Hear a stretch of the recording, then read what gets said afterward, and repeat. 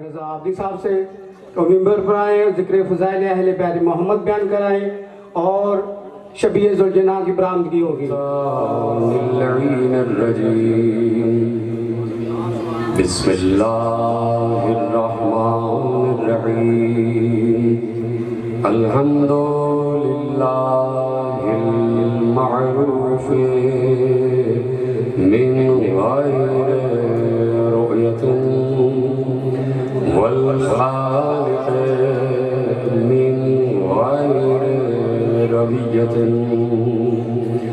الذي لم يزل قائما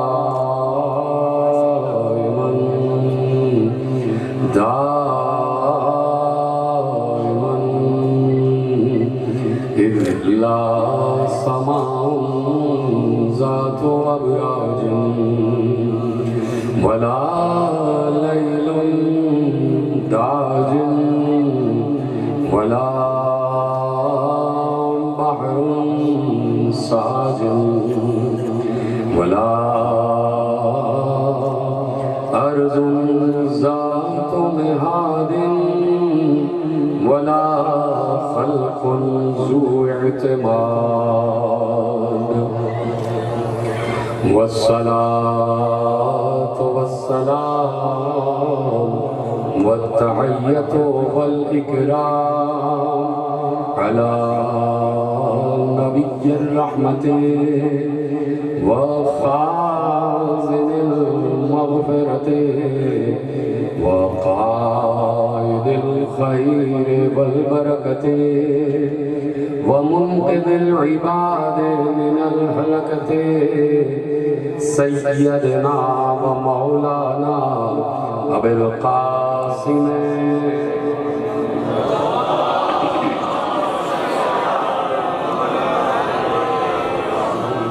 المنتخبين المنتجبين الذين أذهب الله عنهم الرجس وطهرهم تطهيرا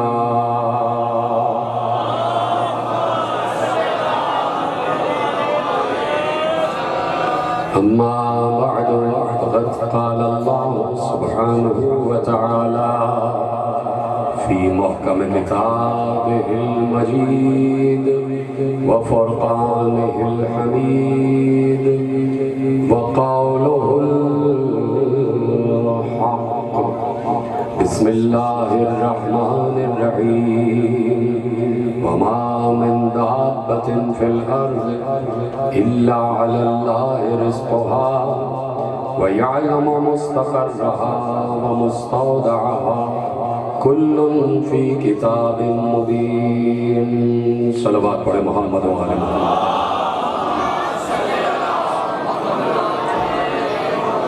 پروردگار عالم کا شکر ہے کہ اس نے ہمیں وہ شعور اور وہ معرفت عطا فرمائی ہے کہ ہمیں کبھی بھی یہ فکر اور یہ پریشانی نہیں رہتی کہ آل محمد کا ذکر کس موسم میں ہو رہا ہے، اس لیے کہ یہ وہ ذکر ہے کہ جن صاحبان ذکر کے لیے اللہ نے شجروں کی طہارت اور پاکیزگی کے اعلان کے ساتھ یہ ارشاد فرمایا ہے کہ تؤتی اکلھا کل حین بإذن ربھا، یہ پاکیزہ درخت، یہ پاکیزہ شجرہ، یہ شجرہ طیبہ، قرآن کہتا ہے کہ یہ شجر وہ شجر ہے کہ جو ہر موسم میں پھل دیتا ہے اور اپنے رب کے اذن سے ہر موسم میں پھل دیتا ہے۔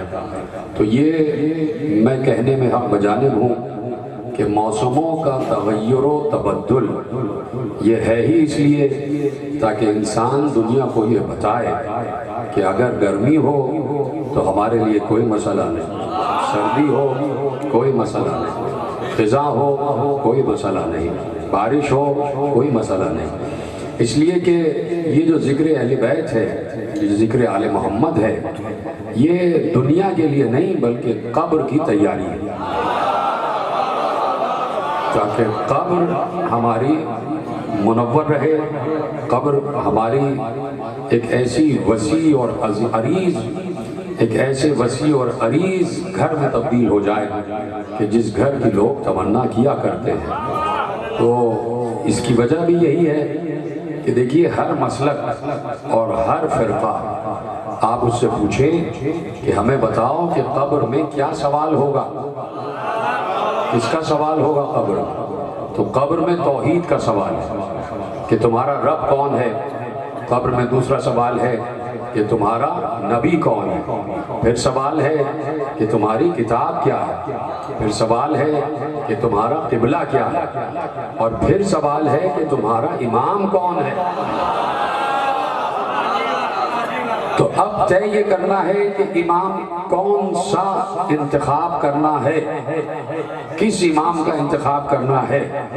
اس کی وجہ یہ ہے کہ قرآن میں اللہ نے سورہ انبیاء اور سورہ قصص دو مختلف سوروں میں دو مختلف اماموں کا تذکرہ کیا ہے، ایک کو امام جنت کہا ہے اور ایک کو امام جہنم کہا ہے، کہ ہم نے کچھ ایسے امام قرار دیے ہیں کہ جو ہمارے امر سے ہدایت کرتے ہیں، ہمارے امر سے ہدایت کرتے ہیں، ہم ان سے کہتے ہیں کہ ہدایت کرو تو وہ ہدایت کرتے ہیں۔ اور پھر سورہ قصص میں ارشاد فرما دیا کہ انہی میں سے کچھ ایسے امام ہیں کہ جو یدعون الی النار کی منزل پر ہیں، کہ وہ کہتے تو اپنے کو امام ہیں لیکن اصل میں بلا رہے ہوتے ہیں جہنم کی طرف۔ تو اب دیکھیے بڑی سیدھی سی بات ہے کہ انتخاب کرنا ہے، یہ جو پوری زندگی انسان کو ملی ہے، یہ جو ابھی انسان پیدا ہوا اور 80 برس کا ہو کے اس دنیا سے جائے گا، تو اس 80 برس میں اسے کرنا کیا ہے؟ یہاں پہ 80 برس تھوڑی، 80 برس تو یہاں گزارے ہیں، عاقبت میں قیامت کے بعد اسے جہاں بھی رہنا ہے ہمیشہ کے لیے رہنا ہے۔ اب فیصلہ یہ کرنا ہے کہ قبر کے بعد اسے جہنم میں رہنا ہے یا جنت میں رہنا ہے، اسے جنت میں رہنا ہے یا جہنم میں رہنا ہے، کیونکہ کہیں بھی رہے گا تو ابد الآباد کے لیے رہے گا، مسلسل رہے گا۔ تو یہاں تو کسی علاقے میں آپ نے 20 برس گزارے، آپ نے مکان تبدیل کر لیا، دوسرے علاقے میں چلے گئے، وہاں 5 سال گزارے، تیسرے علاقے میں چلے گئے، لیکن وہاں جسے عاقبت کہتے ہیں وہاں بار بار ہجرت نہیں ہے، وہاں بار بار مکان تبدیل کرنا نہیں ہے، وہاں تو جہاں کے ہوئے وہیں کے رہو گے، اور وہاں کہاں رہنا ہے فیصلہ یہاں پہ ہوگا، وہاں پر جنت میں رہنا ہے یا جہنم میں رہنا ہے، فیصلہ یہاں پر، عمل یہاں پر ہوگا۔ اگر عمل یہاں پر جنت والا ہے تو وہاں جنت ملے گی، اگر عمل یہاں پر جہنم والا ہے تو وہاں جہنم ملے گی۔ تو اب طے یہ کرنا ہے اس دنیا میں کہ وہاں جنت میں جانا ہے یا جہنم میں جانا ہے۔ تو اللہ نے اس راستے کو بہت آسان بنا دیا، کہا کوئی مسئلہ نہیں ہے، مسئلہ صرف یہ ہے کہ دنیا میں اگر کسی جگہ پر تم جا رہے ہو اور تمہیں اس گھر کا پتہ نہیں معلوم، اس گھر کا راستہ نہیں معلوم، تو تم کسی سے پوچھتے ہو کہ ذرا ہمیں اس گھر تک پہنچا دیجئے۔ اب اگر وہ کہ جو تمہیں پہنچانے کا دعویٰ کر رہا ہے اسے اس گھر کا صحیح پتہ معلوم ہے تو تم اس کے پیچھے پیچھے جاؤ گے، اپنی منزل پہ پہنچ جاؤ گے۔ اور اگر تمہارا رہبر ہی جاہل ہو تو تمہیں وہ اصل منزل تک پہنچا ہی نہیں سکتا۔ تو اب یہیں پر انتخاب کرنا ہے کہ رہبر کس کو بنانا ہے، رہبر یعنی امام کس کو بنانا ہے۔ اب امام کا انتخاب کرنا ہے اس دنیا میں، اور اللہ نے کہا ہم نے 2 قسم کے امام رکھے ہیں، ہم نے 2 قسم کے امام رکھے ہیں، وَجَعَلْنَاهُمْ أَئِمَّةً يَهْدُونَ بِأَمْرِنَا وَأَوْحَيْنَا إِلَيْهِمْ فِعْلَ الْخَيْرَاتِ وَإِقَامَ الصَّلَاةِ وَإِيتَاءَ الزَّكَاةِ وَكَانُوا لَنَا عَابِدِينَ۔ کہا کہ وہ امام وہ ہیں کہ جو ہمارے امر سے ہدایت کرتے ہیں اور وہ نماز کو قائم کرتے ہیں اور وہ زکوٰۃ کو دیتے ہیں، اقامہ الصلاۃ و ایتاء الزکوٰۃ وکانوا لنا عابدین، اور وہ صرف اور صرف ہمارے لیے عبادت کرتے ہیں۔ توجہ ہے نا بھائی؟ امام حق اور امام امر خدا، اس کی پہچان کیا بتائی؟ کہ وہ امام ہمارا بنایا ہوا ہے۔ پہلی بات تو یہ ہے کہ امام جنت اللہ کا بنایا ہوا ہوتا ہے، ملا کا بنایا ہوا نہیں، اللہ کا بنایا ہوا۔ اللہ جسے بنائے اسے ہی امام ماننا چاہیے۔ یہدون بامرنا، وہ ہمارے امر سے ہدایت کرتا ہے، یعنی ہم کہتے ہیں کہ ہدایت کرو تو وہ ہدایت کرتا ہے، وہ ہدایت کرتا ہے۔ اقام الصلاۃ و ایتاء الزکات، وہ نماز پڑھتا ہے اور زکات دیتا ہے۔ اچھا، نماز پڑھنا اور زکات دینا تو سبھی کرتے ہیں، توجہ ہے بھائی؟ اس کی پہچان کیا ہے؟ کہ وہ ہمارے ہم سے ہدایت کرتا ہے، نماز پڑھتا ہے اور زکات دیتا ہے۔ تو میں پوچھنا چاہتا ہوں، کیا کل دین یہی ہے کہ نماز پڑھی جائے اور زکات دی جائے؟ بھائی اس کے ساتھ روزہ بھی ہے، اس کے ساتھ حج بھی ہے، اس کے ساتھ جہاد بھی ہے، لیکن ان تین چیزوں کا تذکرہ نہیں کیا کہ وہ جو ہمارے امر سے ہدایت کرتا ہے، جو ہمارا بنایا ہوا امام ہے، وہ نماز بھی پڑھتا ہے، زکات بھی دیتا ہے۔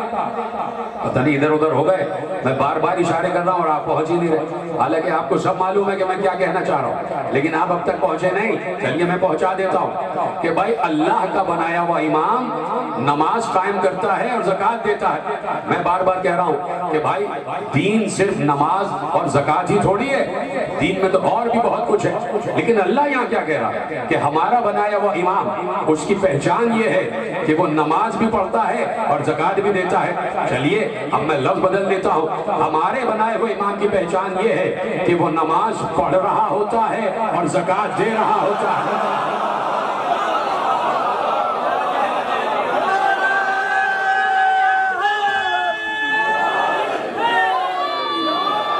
اب سمجھ میں آئی کہ وہ نماز پڑھ رہا ہے اور زکات دے رہا ہے، یعنی ایک ہی وقت میں دو عبادتیں کر رہا ہے۔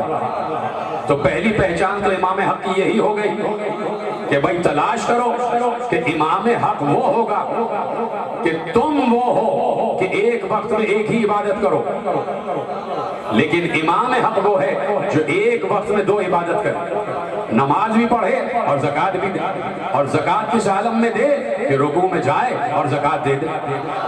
تو اب تلاش کرو کہ بھائی وہ ہے کون کہ جو دوران رکوع زکات دیتا ہے۔ اس کی پہچان بھی مشکل نہیں ہے، اس کی پہچان بھی قرآن ہی میں ہے۔ ہماری شکایت عالم اسلام سے یہی ہے کہ وہ صرف قرآن کو پڑھتے ہیں اور پڑھ کے پڑھ جاتے ہیں کہیں۔ تو بھائی صرف پڑھنا نہیں ہے، اس پر غور و فکر بھی کرنا۔ قرآن پڑھنے کا اپنی جگہ بہت ثواب، پڑھنا صحیح ہے، اور دیکھ کر پڑھنے کا اور زیادہ ثواب، دیکھ کر پڑھنے کا اور زیادہ ثواب، کہ بھائی اس میں پڑھنے کا ثواب بھی ملتا ہے اور دیکھنے کا ثواب بھی ملتا ہے۔ تو اب اگر کوئی صرف پڑھ رہا اور دیکھ نہیں رہا تو وہ ایک ثواب سے محروم ہو گیا کہ بھائی دیکھ نہیں رہا۔ حافظ جی ایک ثواب سے محروم ہو گئے کہ بھائی وہ دیکھ ہی نہیں رہے۔ اگر ان کو حفظ بھی ہے تب بھی انہیں قرآن دیکھ کر پڑھنا چاہیے تاکہ دیکھنے کا ثواب بھی ملتا رہے، دیکھنے والی عبادت بھی ہوتی رہے۔ یہ یاد کر کے قرآن سے منہ ادھر ادھر کر لیا تو اب دیکھنے والی عبادت سے محروم ہو گئے۔ اس دن کے لیے پیغمبر نے کہا تھا قرآن دیکھنا بھی عبادت ہے اور علی کے چہرے کو دیکھنا بھی عبادت ہے۔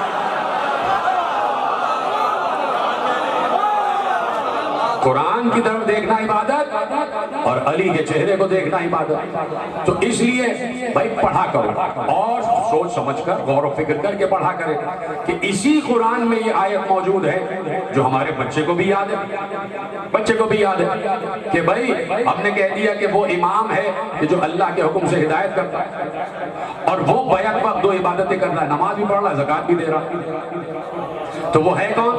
وہ ہے کون؟ اللہ نے کہا انما ولیکم اللہ ورسولہ والذین آمنوا الذین یقیمون الصلاۃ ویؤتون الزکاۃ فہم راکعون۔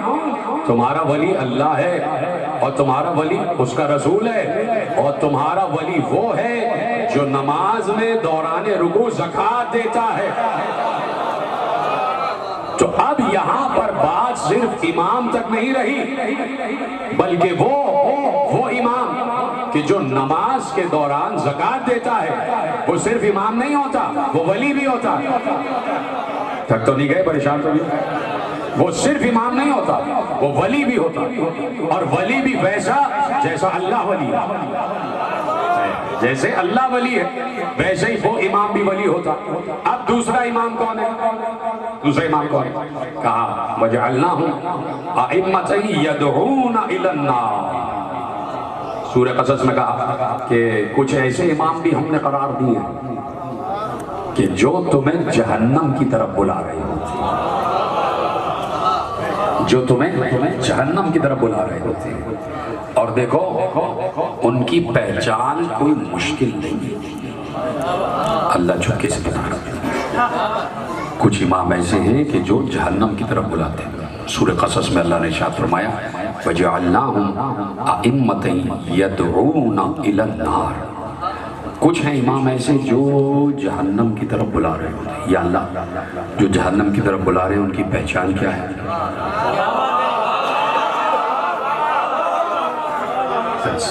پہچان اور بہت آسان عربی ہے، بچہ بھی سمجھ لیتے۔ یا اللہ قرآن میں حدیث نہیں پڑھ رہا، اور میں کوئی قول نہیں پڑھ رہا، میں حدیث نہیں پڑھ رہا، میں قرآن کی آیت پڑھ رہا ہوں۔ وَجَعَلْنَاهُمْ أَئِمَّةً يَدْعُونَ إِلَى النَّارِ۔ کچھ امام ایسے ہیں کہ جو جہنم کی طرف بلاتے ہیں اور تم انہیں امام سمجھتے ہو، اور تم ان کے پیچھے پیچھے جا رہے ہو۔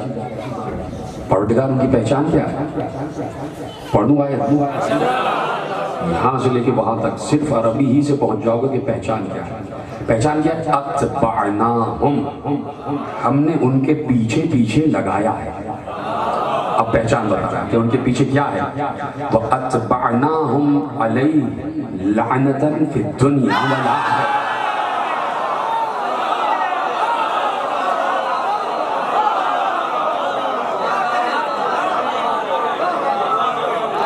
کہا وہ امام وہ ہیں کہ جن کے پیچھے پیچھے لعنت چل رہی ہوتی ہے،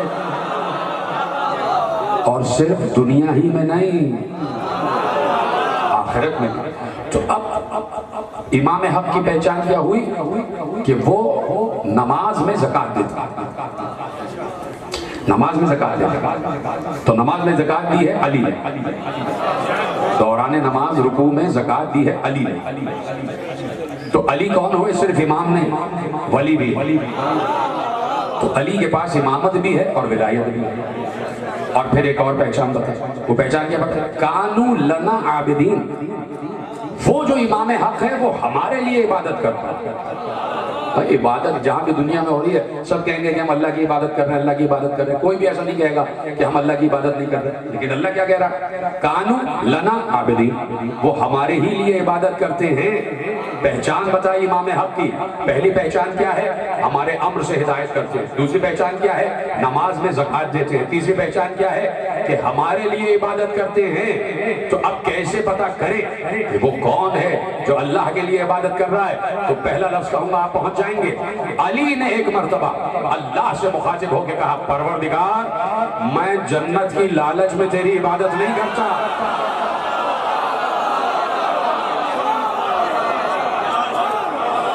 میں جہنم کے خوف سے تیری عبادت نہیں کرتا، میں اس لیے تیری عبادت کرتا ہوں کہ تجھے عبادت کا اہل جانتا۔ تو صرف عبادت اللہ کے لیے۔ تو علی نے سب سے پہلے کہا کہ میں عبادت کرتا ہوں اس لیے کہ وہ عبادت کے قابل ہے، عبادت کے لائق ہے۔ تو علی نے سب سے پہلے جملہ کہا، اور کہہ کر علی نے کہا اس لیے کہ یہ جو جنت کی لالچ کی عبادت ہے یہ تو غلاموں والی عبادت ہے، یہ جو جہنم کی خوف سے عبادت ہے یہ خوف زدہ لوگوں کی عبادت ہے۔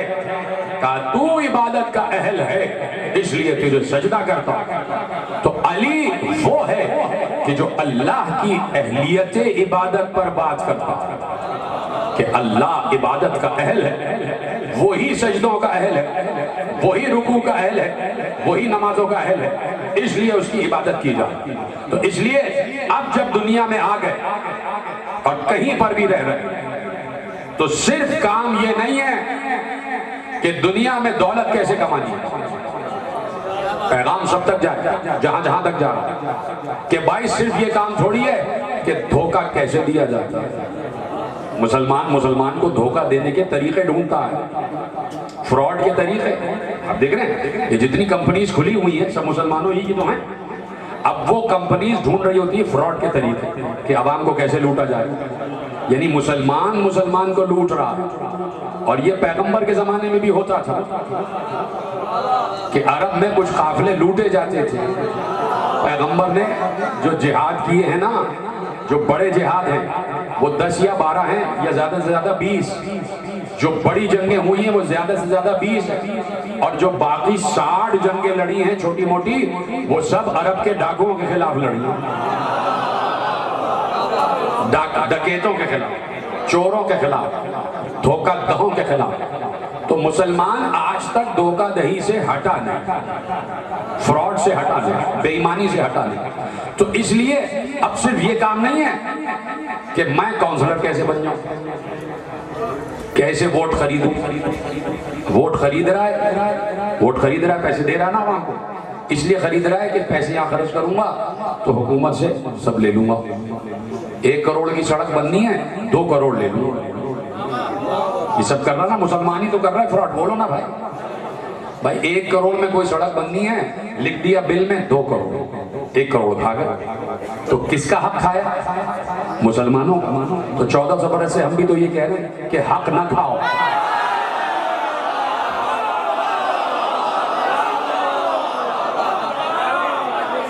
حق نہ کھاؤ۔ اب چونکہ بڑے یہ کام کر گئے تو بچوں کو بھی وہی کرنا ہے جو بڑے کر گئے،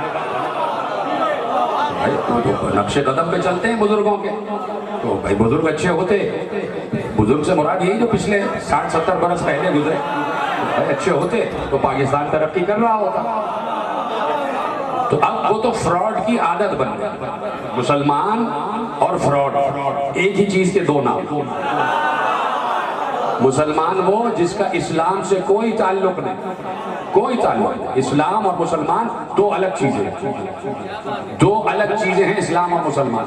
ابھی ایک نئی رپورٹ آئی ہے اور وہ رپورٹ ایک ہمارے پاکستان کے صحافی نے جاری کی ہے کہ اگر دنیا میں کہیں صحیح اسلام رائج ہے تو وہ مغربی ممالک، فرق صرف یہ ہے کہ وہ کلمہ نہیں پڑھ رہے،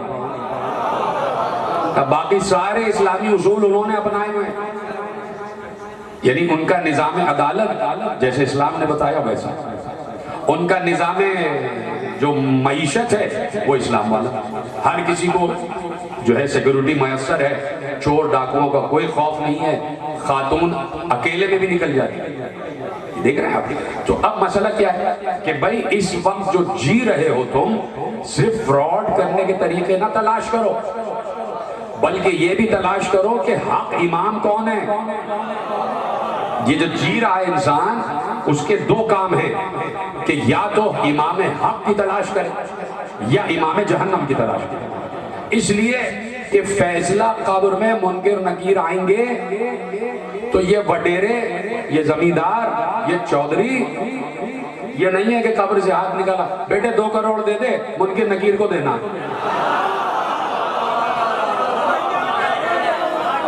قبر میں فرشتوں سے رشوت نہیں چلے گی، یہ فراڈ کا پیسہ وہاں کام نہیں آئے گا، یہ دھوکہ دہی کا پیسہ قبر میں کام نہیں آئے گا، وہاں کوئی رشوت نہیں چلے گی، وہاں صرف ایک سفارش چلے گی۔ علی کو جانتے ہو؟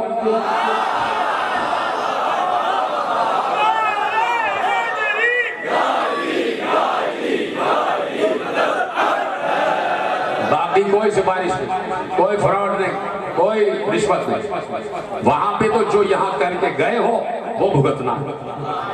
فرشتے یہی پوچھیں گے کس کو امام مانا، کس کو امام مانا؟ تم نے بتا دیا اللہ ہمارا رب ہے، تم نے بتا دیا مصطفیٰ ہمارے نبی ہیں، تم نے بتا دیا قرآن ہماری کتاب ہے، تم نے بتا دیا کعبہ ہمارا قبلہ ہے۔ اب سوال امام کون ہے؟ امام کس کو مانا تھا؟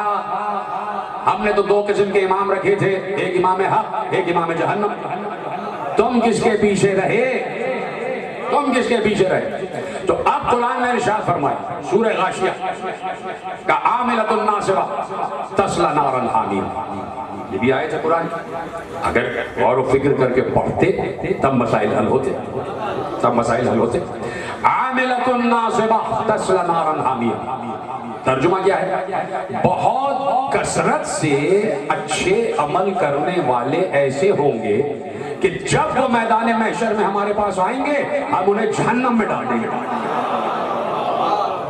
عاملۃ ناصبۃ تصلی نارا حامیہ، بہت کثرت سے بڑے عمل کرنے والے ہم انہیں جہنم میں ڈال دیں گے۔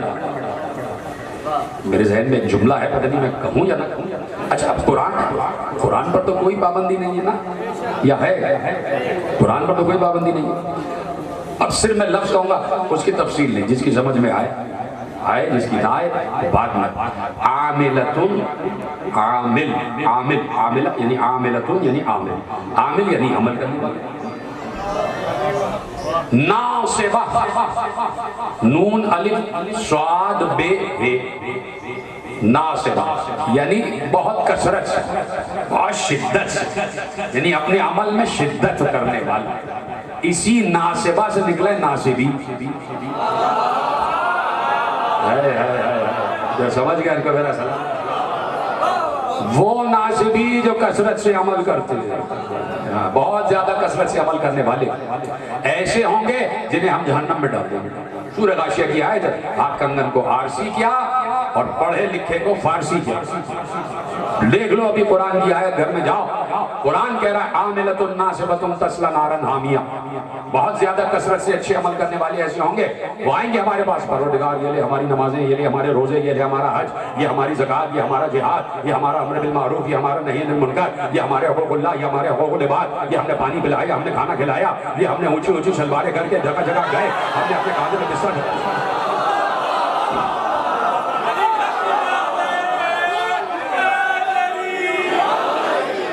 پروردگار یہ سارے اعمال لے کے آئے۔ اللہ کہے گا ہاں یہ سب کیا ہے، ہاں کیا ہے، یہ اللہ دیکھ رہے ہیں مسکرا کے، ہاں جاؤ جہنم میں، جاؤ جہنم۔ تو اب معصوم سے پوچھا گیا مولا اس آیت کی تفسیر سمجھ میں نہیں آئی کہ اعمال تو کیے لیکن پھر جہنم، اعمال کا فائدہ کیا ہوا؟ عمل کری اس لیے رہے کہ جنت میں جائیں، اور پھر اللہ کہہ رہا ہے کہ عمل کیے ہیں تو جہنم میں بھیج دیں گے ہم تمہیں۔ تو مولا اس کا مطلب کیا ہے؟ کا مطلب یہ ہے کہ عمل تو بہت اچھے کیے ہوں گے لیکن غلط امام کا انتخاب کیا ہوگا۔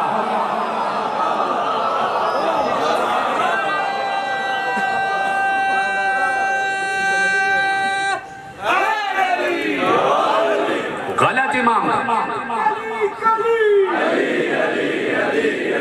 چمن چمن کلی کلی نگر نگر گلی گلی حق نعرہ۔ میدان محشر میں جنت اور جہنم کا فیصلہ اعمال کی بنیاد پر نہیں ہوگا۔ اللہ یہ نہیں کہے گا جس نے بہت نمازیں پڑھی ہیں وہ ادھر آ جائے، جس نے بہت روزے رکھے ہیں وہ ادھر آ جائے، جس نے حج کیے ہیں وہ ادھر آ جائے گا، نہیں۔ اللہ یہ کہے گا سب آ گئے، ہاں یا اللہ سب آ گئے۔ کہا اچھا اب اس میدان محشر میں تلاش کرو جس کو تم نے دنیا میں امام بنایا تھا، اپنے اپنے اماموں کو تلاش کرو، اور جدھر جدھر تمہارا امام جائے پیچھے پیچھے چلتے چلے جاؤ۔ اس لیے کہ قرآن کہہ رہا ہے یوم ندعو کل اناس بامامہم، ہم اس دن ہر انسان کو اس کے امام کے ساتھ پکاریں گے، اس کے امام کے ساتھ۔ جس کو امام بنایا تھا آج وہ محشر میں اپنا امام تلاش کرے، اور جہاں جہاں اس کا امام جائے پیچھے پیچھے چلتا چلا جائے۔ تو اس لیے امام کا انتخاب بہت ضروری ہے، وہ امام جو امام حق ہو، جو امام باطل نہ ہو، جو امام جنت ہو، جو امام جہنم نہ ہو۔ تو بھائی سیدھی سی بات ہے، امام حق اگر پہچان میں آ گیا تو جو امام حق کے مقابلے پہ آ جائے وہ امام باطل۔ امام جنت اگر پہچان میں آ گیا تو جو امام جنت کے مقابلے پہ آ جائے وہ امام جہنم۔ سیدھی سی بات ہے یا نہیں؟ ہے کہ نہیں بھائی؟ یہ جنگ ہو گئی، دو مسلمان ملکوں میں جنگ ہو گئی، ہوئی تھی ایک دفعہ ایران اور عراق میں ہوئی تھی مثلا. پھر ایک موقع وہ آیا تھا کہ جب اردن اور اسرائیل میں بھی ہوئی تھی. پھر ایک موقع وہ آیا کہ جب عرب اور اسرائیل میں ہوئی. پھر ایک موقع وہ آیا بہت پہلے کہ جب عرب اور عرب میں جنگ ہو رہی. اور جنگیں ایسی ہوئی ہیں کہ مسلمان ملکوں نے آپس میں لڑی. اور جب مسلمان ملکوں نے آپس میں لڑی ہیں تو کچھ مسلمان ملک اس طرف کچھ اس طرف، کچھ ایک کا ساتھ دے رہے تھے کچھ دوسرے کا ساتھ دے رہے تھے. تو اس وقت کیوں نہیں کہا دونوں مسلمان ہیں؟ کچھ نہیں کہا دونوں مسلمان ہیں، دونوں جنت میں جائیں گے. ہم نہیں کہتے کہ کون حق پہ ہے کون باطل پہ ہے. ہم نہیں کہتے کہ وہ کون حق پہ ہے کون باطل پہ ہے. تو بھائی بات یہ ہے کہ یہاں پر یہ بات نہیں ہے کہ پیچھے ہٹ جاؤ. دو لڑنا دو بھائی ہیں مثلا، ہمیں کیا اختیار، دونوں نے ان کا چہرہ دیکھا تھا رسول اللہ کا، کوئی مسئلہ نہیں، وہ بھی حق یہ بھی حق. بات یہ ہے کہ قرآن کہہ رہا ہے کہ تمہیں محشر میں ہم امام حق کے ساتھ، امام کے ساتھ پکاریں گے. جس کو بھی تم نے امام مانا ہوگا اس کے ساتھ پکاریں گے، اس کے ساتھ پکاریں گے. اب امام جنت ہے، اس کے سامنے جو آ جائے، اس کے مقابلے پہ جو آ جائے، جو امام جنت کو قتل کرنے آ جائے تو قاتل و مقتول دونوں جنت میں. یہ کیسا انصاف ہے؟ جو امام جنت کو قتل کرنے آ جائے وہ امام جہنم، جو امام حق کے مقابلے پہ آ جائے وہ امام باطل. سیدھی سی بات ہے. رسول اللہ امام حق تھے، رسول اللہ امام جنت تھے. تو اب رسول اللہ کے مقابلے پہ آیا ابو جہل. تو ابو جہل امام باطل ہے نا، اور جہنم میں جائے گا. اسی طرح ابو لہب رسول کا مذاق اڑاتا تھا تو وہ بھی جہنم میں جائے گا. ٹھیک ہے. اب اگر اللہ معاف کرنے پہ آئے تو ابو جہل کو بھی معاف کر دے گا. پیچھے رہ گیا، میں آگے بڑھ گیا. بھائی اللہ کی رحیمی کریمی ساری یزید پر یاد آتی ہے.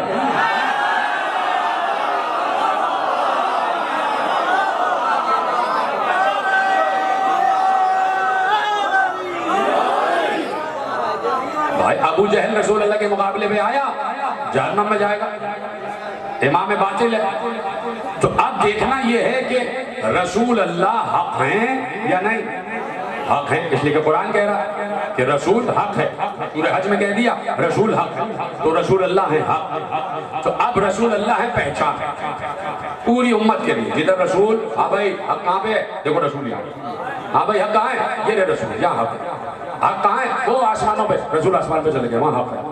یعنی جہاں رسول ہوں گے وہیں حق ہوگا، اسی طرف حق ہوگا. تو رسول نے امت کی محبت میں، امت کے عشق میں، رسول کو امت سے محبت ہے، رسول کی محبوب ہے یہ امت. رسول اللہ نہیں چاہتے کہ یہ امت جہنم میں جائے. اتنی محبت ہے امت سے رسول اللہ کو، کسی کو اتنی محبت نہیں جتنی رسول کو اپنی امت سے محبت ہے. تو اس لیے رسول نے امت کی محبت میں کہا تھا کہ میرے بعد تشنا نہ رہ جانا، بھٹکتے نہ پھرنا کہ حق کدھر ہے، حق کدھر ہے. جدھر جدھر علی جائے گا ادھر ادھر حق جائے گا. کہ جدھر علی ادھر حق، اس لیے کہ حق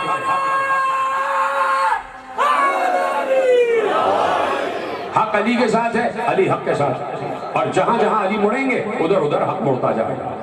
تو اس لیے کہا کہ امام جنت کی پہچان بہت آسان ہے. اور اس لیے پیغمبر نے کہا ان الحسن والحسین سید شباب اہل الجنہ.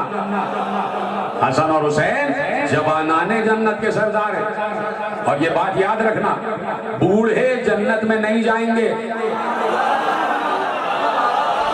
یہ بات طے ہے کہ کوئی بوڑھا جنت میں نہیں جائے گا، اور کوئی کالا بھی جنت میں نہیں جائے گا. کوئی کالے رنگ کا جنت میں نہیں جائے گا، کوئی بڈھا جنت میں نہیں جائے گا. پوچھا رسول اللہ سے، یا رسول اللہ، سلمان فارسی کہہ رہے کوئی بوڑھا جنت میں نہیں جائے گا، کوئی کالا جنت میں نہیں جائے گا. رسول اللہ مسکرائے، کہا مسئلہ نہیں ہے، بوڑھا جوان ہو کے جائے گا اور کالا گورے رنگ کا ہو کے جائے گا. سب جائیں گے لیکن جنت کے قابل بنا کے بھیجے جاؤ گے. جنت بڈھوں کو برداشت نہیں کرتی. کہ سارے جوان ہو کے جاؤ گے، سب جوان ہو کے جاؤ گے. اس لیے پیغمبر نے کہا حسن و حسین جوانان جنت کے سردار ہیں. اس لیے کہ جنت میں کوئی بڈھا ہوگا ہی نہیں، کوئی بوڑھا ہوگا ہی نہیں، سب جوان ہوں گے. जन्नत जवानों की जगह है और जवानों में एक ही जवान है, ला फतह इल्ला अली। तो जो उस जवान को मान रहे हैं वही जवान जवान हैं। इसलिए पैगंबर ने कहा था कल अलम दूंगा मर्द को, जवान है जवान। तो जो खैबर के जवान को माने वो 80 साल का जवान होता है, और जो खैबर के जवान को ना माने वो 18 साल का भी बूढ़ा होता है, वो 18 साल का भी बूढ़ा होता है। तो इसलिए पैगंबर ने निज़ाम कहा कि इमाम हक की पहचान करो, इसलिए कि आखिरत में तुम्हें इमाम के साथ पुकारा जाएगा। तुम्हारे आमाल अपनी जगह, जब इमाम सही होगा तो तुम्हारे आमाल का तुम्हें सिला मिलेगा, बोनस में मिलेगा। अच्छा इमाम हक का इंतखाब किया था, अच्छा नमाज भी पढ़ी थी, लो ये लो, रोजा भी रखा था, लो ये लो। अब जब इमाम ही गलत था तो तुम्हारी नमाजें रोजे हमारे किस काबिल? इसलिए कि जब तुम हमारे बनाए हुए को ना पहचाने तो लाख टक्करें मारते रहो, फिर हमारी निगाह में वो सजदे नहीं होते। वो आदतन एक चीज होती है, आदतन एक चीज होती है, और वो इंसान कर रहा होता है। तो कहा आदत नहीं इबादत, आदत नहीं इबादत, अल्लाह की इबादत। इसलिए कि वही है जो सबका खबरगीर है, वही है जो सबको देख रहा है, वो है जो जानता है कि दिलों के अंदर भेद क्या छुपा हुआ है, किसकी नीयत क्या है उसे मालूम होता है, वो नीयतों का जानने वाला है। इसलिए उसने कहा इन्नमल अमालो बिन्नियात, तुम्हारा हर अमल नीयत के पीछे छुपा हुआ है। तो इस वक्त तुम मजलिस में आए हो तो नीयत ये नहीं है कि तुम किसी बानी की खुशनुदी के लिए आए, तुम आए हो वारिस फर्श अज़ा की खुशनुदी। वो एक बीबी कि जिसने शाम में फर्श अज़ा बिछाया, जिसने शाम में फर्श अज़ा बिछाया, आज 4 दिन पहले वो बीबी अपने भाई का चेहलुम करने पहुंची और करबला पहुंची, और इस शान से पहुंची कि जब ज़ैनब करबला में आई थी 2 मुहर्रम को तो पूरा घर आबाद था, लेकिन जब ज़ैनब 20 सफ़र को करबला में आई हैं तो चारों तरफ देख रही हैं, कोई हमारी से उतारने वाला नहीं, कोई सवारी से उतारने वाला नहीं है, कोई है जो मुझे उतारे और मैं भाई की खबर तक पहुंच जाऊं। तो बस जुमला सुन लो, रावी कहता है मेरा दिल फट गया इसलिए कि ज़ैनब अमारी से गिरी, घड़ी अमारी से ज़ैनब ने अपने को गिराया, और ऐसे गिरी जैसे अब्बास घोड़े से गिरे, और ज़ैनब रुखसार के बल ज़मीन करबला पे गिरी। और बस जुमला सुनना, कहता है कि ज़ैनब कब्र हुसैन पर वैसे गई जैसे हुसैन लाशे अली अकबर पर गए, अजरुकुमुल्लाह अली अकबर के लाशे पर गए। तो कहने की जरूरत तो नहीं है ना कि हुसैन अली अकबर के लाशे पे कैसे पहुंचे। मुझे 2 जुमले अली अकबर पर पढ़ने हैं, उसके बाद सवारी बरामद हो जाएगी। अली अकबर के लाशे पर पहुंचना कोई मामूली काम नहीं था, कोई मामूली बात नहीं थी। खुदा जवानों तुम्हें सलामत रखे, तुम्हारी जवानियों को सलामत रखे। देखो जब अली अकबर का जिक्र आए तो हाय जरूर कहा करो, इसलिए कि रसूल अल्लाह ने कहा था कि ज़हरा अल्लाह एक कौम को खल करेगा जिसके जवान हुसैन के अली अकबर पर गिरिया करेंगे। तो बस 2 जुमले पढ़ रहा हूँ, जवानों हाय कहते रहना। देखो तुम्हें कसम है चादर ज़हरा की, जवान जरूर कहें हाय अली अकबर। हुसैन का अली अकबर के लाशे पर पहुंचना कोई मामूली बात नहीं थी, इसलिए कि हुसैन एक तो 3 दिन का भूखा प्यासा है, दूसरे ये कि सुबह से 72 लाशें उठा चुका है, और तीसरे ये कि हुसैन 57 बरस का बूढ़ा हो चुका है। इसी बूढ़े बाप से जवान बेटे का जनाजा कैसे उठे, और वो बेटा कि जिसके जाने पर बाप की बीनाई चली गई हो, कि बाप को कुछ नजर ना आ रहा हो, ऐ वलदी अली अकबर बेटा मुझे आवाज दो, मुझे कुछ नजर नहीं आ रहा। आलम इस्लाम गौर करे कि रसूल का नवासा, कि जो रसूल के कभी कांधे पर रहा, कभी सीने पर रहा, और उसे कोहनियों और घुटनियों के बल चलना पड़ रहा है। एक बार हुसैन उठे, उठने के बाद हुसैन ने ऐसे हाथ किया तो किसी की आबा पर हाथ लगा। हुसैन ने जरा सा आगे खोली, देखा फौजे अशकिया का एक सिपाही है। कहा ऐ शेर तुझे पता है मेरा बेटा कहाँ गिरा हुआ है? क्या ये जुमला रोने के लिए काफी नहीं था कि ऐ शेर मुझे बता दे मेरा बेटा कहाँ पर है? उसने एक बार कहकहा लगाया, हंसकर हुसैन को धक्का देकर दूसरे शकी के पास कहा उससे पूछो, उससे पूछो। इस तरह हुसैन गिरते हुए उठते हुए ایک بار پہنچے تو علی اکبر کے گھوڑے کی آواز آئی، علی اکبر کے گھوڑے کی آواز آئی۔ حسین نے علی اکبر کے گھوڑے پہ لجام پہ ہاتھ ڈال کر کہا، اے علی اکبر کی سواری، کوئی مجھے میرے بیٹے کا پتہ نہیں بتا رہا، تو ہی لے چل مجھے میرا بیٹا کہاں ہے۔ حسین نے لجام فرس کو تھاما، سمجھ گئے علی اکبر کا لاشا آ گیا۔